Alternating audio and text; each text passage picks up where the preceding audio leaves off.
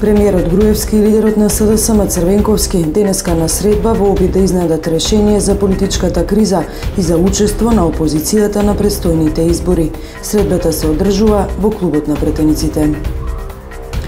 Брутално семејно насилство кое заврши со смрт 46 годишен Радовишанец вчера го истапал својот 8 годишен син, кој од внатрешните повреди починал. Васил Тоциновски и Трајко Батанџиовски се новите соработници на тајните служби според лустраторите. Решенијата денеска се објавени на веб страницата на Лустрацијска.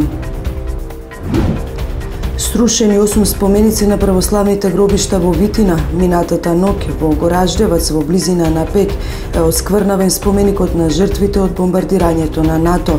Косовската полиција суспендираше 5 полицајци.